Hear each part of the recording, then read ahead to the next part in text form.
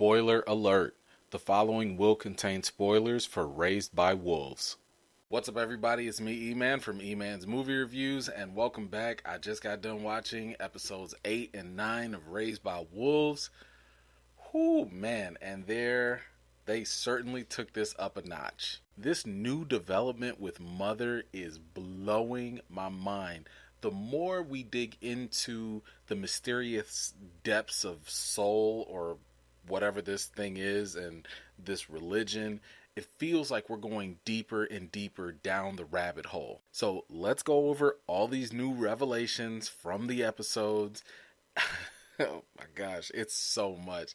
But let's start off with some of the character stories from episode 8. Starting off with Mary and Paul, Mary is already becoming concerned about Marcus and his brand new religious conversion. She's beginning to plot an escape for both her and Paul. Now, Paul is sneaking items over to Campion to help him escape, and Paul's then confronted by Marcus, and Marcus, of course, is getting more paranoid and starts interrogating Paul to the point where even Mary has to come to Paul's defense, which results in her getting locked up. Now, after Campion escapes his confinement, Mary, Paul, and the other kids all leave the camp. I mean, I think this was something that was always kind of like foreshadowing. You know, we've always talked about how Mary and Marcus's relationship has been getting strained over all this course of time, and clearly Marcus he's going off in a different direction, but we'll get to him in a second. But you know, Mary taking Paul and the other kids, getting ready to leave, that was definitely something that kind of always seemed inevitable. Then we take a look at Father. Hunter discovers that Father's Twitch is actually Morse code for the words "soul is the light," which of course will be handy information later on. Now, it's funny because I don't know about you, but I kind of thought that, you know, Father might have had, like, I don't know, some backdoor programming or something where, you know, he was still saving Mother, you know, in the last episode because of this little finger twitch thing going on. And I'm sitting here thinking like, oh, Father's just deep down in some back coding somewhere. But then when we see him like throw the axe and stuff at Campion, I'm like, okay, well, now I just don't get it. Like, is he back? Is he not back? I don't know what's going on here. Now, luckily for Campion, by using that voice transponder device or whatever, he was able to escape Father by throwing him off into a different direction. Okay, now we have to talk about Marcus. Now, he is clearly tweaking and becoming a full-blown religious zealot. He's having these hallucinations or delusions about his true identity, and he's also longing to hear those voices in his head again. Now, what's funny about this is that, strangely enough, if you recall, Marcus was trying to like stop the voices at first. He was trying to ignore it and get rid of it. But now I'm like, well, what exactly is the draw for him? You know, why does he actually want to hear these voices again? Because last time, you know, what we kind of heard was, you know, let her live, or you will be king. So I'm like, okay, is it the promise that's kind of like drawing him in? Could it be a mixture of like the different, you know, miracles that they've witnessed? Maybe those are enough to kind of convince him to be, you know, this invested in this belief. I mean, you're talking about a guy who was so committed, I guess, to the atheist cause that, you know, he was willing to fight for them. And at the same time, now he's like praying, and willingly at that. He's not faking the funk when it comes to praying and doing some of these religious practices. But what's even more interesting is like, you know, Marcus is now so compelled to, you know, being part of this belief system that now he's even talking about Campion as, oh, that atheist, and we don't associate with him. And, you know, like he's talking like one of these real converted believers now. And he used to be one of those atheists. But never mind the fact, though, that in his conversation with Sue, he never actually sat there and told her, I'm hearing voices and, you know, this miraculous thing happened, or that, you know, encounter happened. Like, I saw this certain vision and stuff. He's not telling her a lot of things that have made him go over the hump given his new level of belief. So maybe he wouldn't seem so crazy if, I don't know, he actually would have told her everything. Now, even though we do see that their relationship has become strained, we do get a flashback of how both Mary and Paul bonded, even more so as they escaped Earth under their new disguises. Now, what I thought was really messed up, because again, this show likes to show the ugly side of both sides here. Gosh, now we're dealing with child suicide bombers.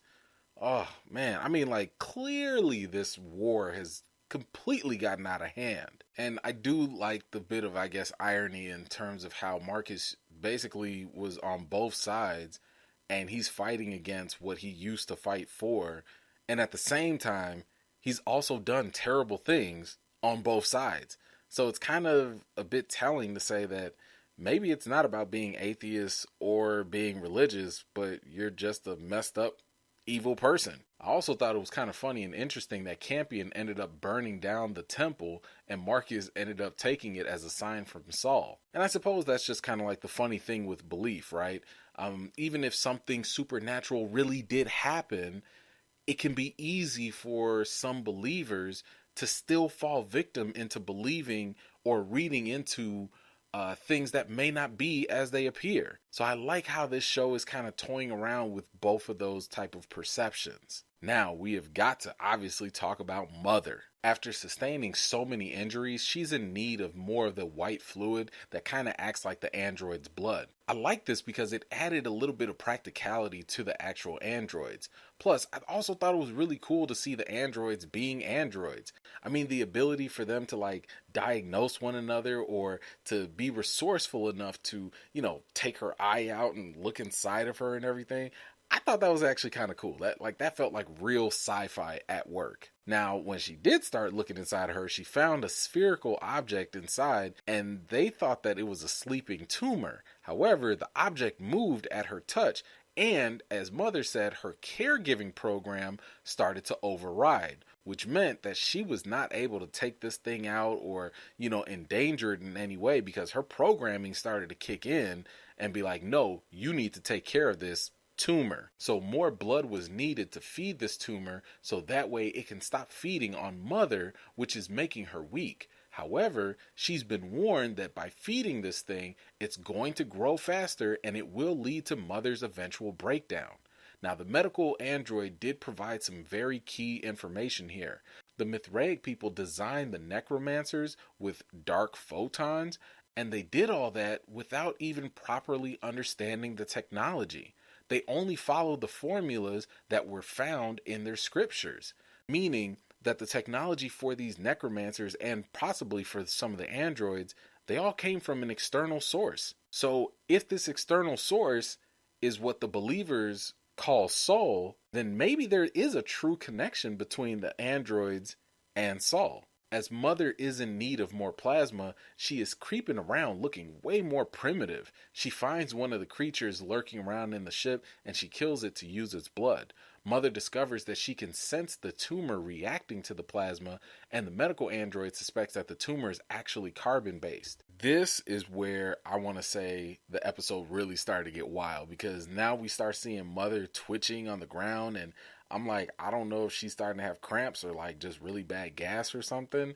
But clearly taking in like the new organic blood is having an effect on her, as the tumor or fetus or whatever it is actually reacting to it. And now, Mother is like walking around and she's like licking on bones and, trying to lick blood and stuff. And it's like, man, she almost started to look like a vampire, to be honest. Like just how ferocious, I guess, she was in terms of trying to find plasma for this fetus or whatever. But the funny thing is, like, immediately what came to mind while I was watching this episode was her situation with Campion. That white blood sex scene or whatever. Well, now that takes a whole lot new meaning, right? But I'll come back to that point a little bit later, because I do think there's a really interesting connection or parallel that exists there. But for the sake of this episode, Mother does go back to the simulation pod to try and get some confirmation. immediately we see that the pod is not responding to her the same way that it did before. It seems like it's glitching now. And I wonder if that's because of the new blood and the creature inside of her. And then, of course, we hear Campion's voice. So now, Campion, whoever this thing is, actually confirms that it gave Mother a child. So it's not a tumor, it's actually a living being that's inside of Mother now. And according to Campion, or again, maybe this is Saul, we don't know, this was always the master plan. The group of kids and this whole mission to this deserted planet or whatever, that was all just a dress rehearsal. No different than when the real Campion gave Mother that baby android as a test. So these real kids were a test. And he goes on to say that Mother is the future of humanity. And of course, Mother is sitting here like freaking out. Like she's like, no, no, no, I don't want it. I don't want it. And I thought this was just so ironic because this was coming from the same Mother who was going at Tempest earlier, talking about how fortunate it is for you to be able to have a real baby and, you know, so on and so forth. But clearly she's singing a different tune. But I gotta say, this whole episode took a very unexpected turn. I love how they're revealing things little by little in a pretty satisfying way. I mean, they're blending things that don't make sense to our conventional knowledge, which I love because that's what science fiction is supposed to do, right? Like, you've got an android that is composed of unknown technology from an unknown source, and now it's able to give birth, but give birth to what? And it seems like this Campion voice thing is possibly the next step in human evolution too. And all of this seems very, very familiar to themes that Ridley Scott likes to play with, you know, in Prometheus, Alien, and stuff like that. All of those movies, in some way, shape, or form, deal with evolution on some level. So is that kind of what's going on here? Now, once we got introduced to Campion again, I was really pressed to go back and look at episode 6 because I think it gives a little bit more understanding of what's going on a little bit. And when we saw Campion in there was something odd about the simulation that I think I kind of ignored a little bit.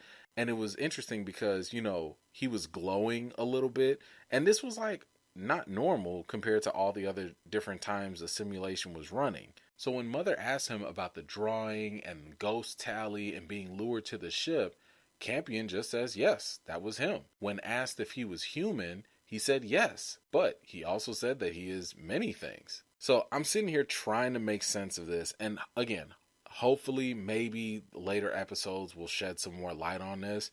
But the one thing that kind of sticks to me now is that I feel like the same way how Campion, the real Campion, had sent Mother and Father out, and it was kind of like an inverse biblical parallel to Adam and Eve. I kind of get the feeling that now we have like an immaculate conception type of deal.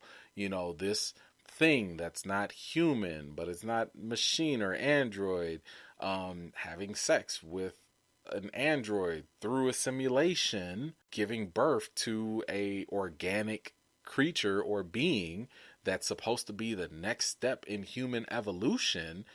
I mean, this sounds like a Jesus Christ type of, you know, situation. Now, however, since they do deal with, like, I guess the inverse of those things, maybe this is the Antichrist? I don't know. I have no idea. Episode 8 was just wild, and I love these new little revelations. It's definitely got my interest going. I need to know exactly what is this thing that's growing in Mother. So with that, let's jump right into episode 9. Well, of all people, we got a rapist on the loose. And of course, the one person that would walk in and bump into this rapist would be Tempest, of all people too. Oh, come on now. Talk about the odds. But luckily, he was good for something, which was being a blood bank for Mother. Now, back at the camp, after Father continues to do his little finger twitch thing or whatever, we see that Hunter actually figures out that the soul is the light is really his password to his coding, and it allows him to reboot Father. Now, the one thing that's a little confusing with me here is, like, Hunter was the same person that snitched on them that got father shot up in the first place. I thought Hunter was comfortable being with the believers and stuff, but now he wants to get father to come back the way he was. And maybe, Hunter was starting to get worried about Marcus, and, maybe he's starting to realize the believers are a little crazy. I don't know. Now, I did want to bring one other thing up. If we go back to the ship with Sue and the other kids, they did end up finding like some religious relic, which was like the tooth of Romulus. And what got me wondering here was like, I wonder if this was like a bit of a Easter egg or a hint about the story in Roman mythology of Romulus and Remus, the two twins that were raised by a mother wolf. Now, I don't recall all the details from the mythology, but I do remember that Romulus ends up killing his twin brother, Remus, and he ends up becoming, the king of Rome and founding Rome. And I'm just wondering if this is kind of like a little bit more parallel of maybe Campion and Paul. Maybe Campion is, Romulus and Paul is Remus, and one of them is going to, I don't know, become emperor or king or something. Now, as Marcus and the other believers set out to go find the children, Marcus suspects that Hunter is lying to him, and he takes Hunter's arm and tries to stick it into that strange object to burn it, but nothing happens. Now, why not? Why didn't it burn? It burned Ambrose, the former religious leader, but it didn't burn Hunter. So now I'm starting to wonder, like, is this object actually conscious? And again, is this Saul? Is this where Saul resides? Like, so many questions, no answers. We then see Sue and the kids meet up and run into where Mother and the others are. We see for a moment that someone or something is watching them from above the hills.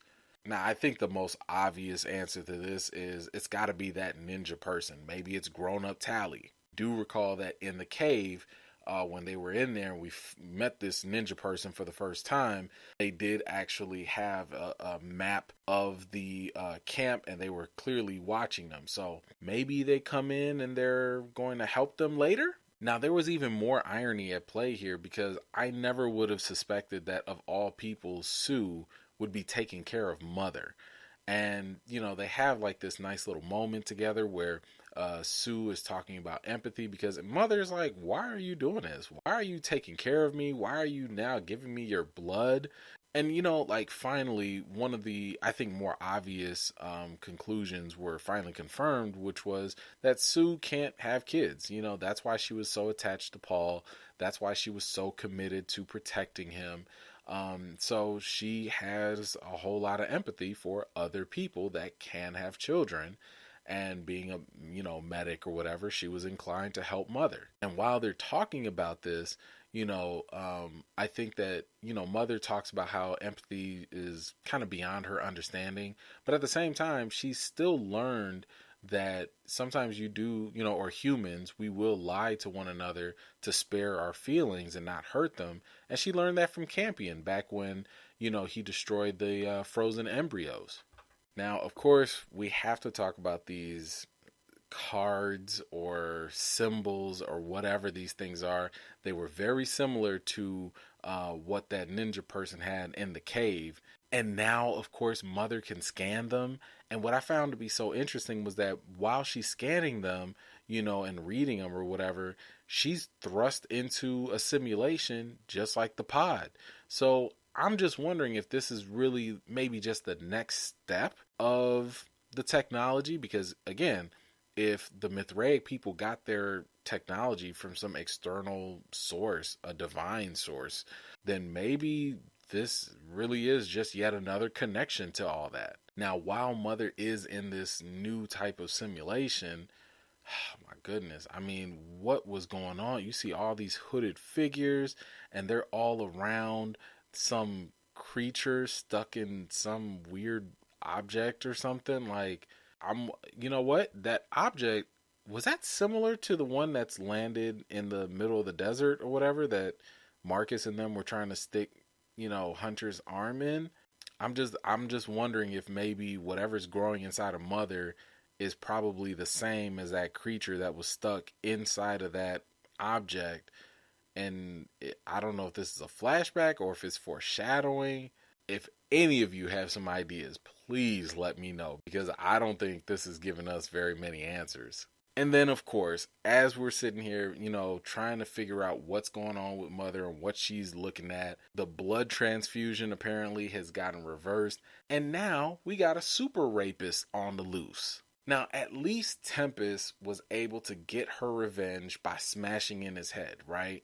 But my gosh, this poor Tempest. I mean, her mind is got to be screwed up to a ridiculous degree. I mean, it's bad enough that she's been raped. She's also carrying the rapist baby, but then she has to go deal with the fact that she almost had to relive that nightmare of getting raped again by a super rapist at that. And then to have this guy's head explode all over you with the bits and chunks of, oh my goodness. Man, that's a lot of counseling and therapy right there. I don't know. So Father and Hunter end up catching up with Mother and Campion and the rest of the crew.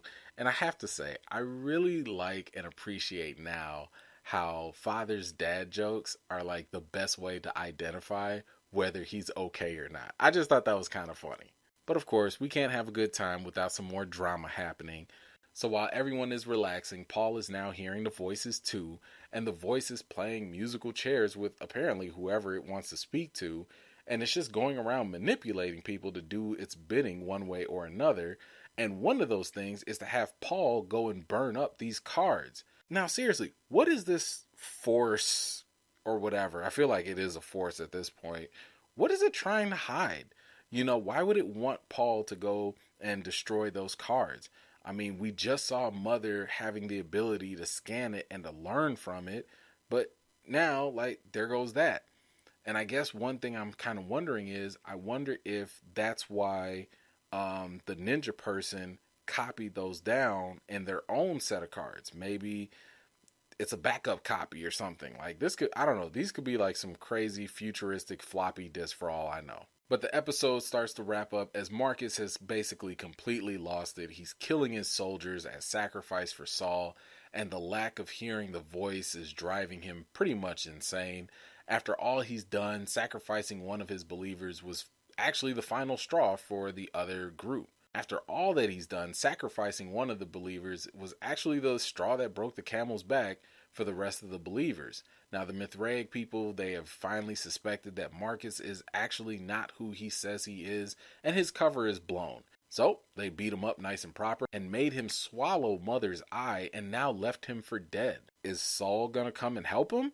I can't imagine that he would die at this point. And, man, I don't like the idea that Mother's eye is gone. I mean, I don't know if it's gone, but, seeing that weird pus or whatever that was in his mouth and stuff, I don't know if he swallowed it or not. But as always, this show gives you a little bit and it leaves you wanting more. I mean, we get one thing answered and then two more questions pop up. At this rate, with only episode 10 that's left, I'm not sure it's going to leave us with a very completely satisfied feeling or even answer all of our questions. I mean, I know season 2 has already been given the green light and it's good to go, but I want answers. Anyway, what did you think about these episodes?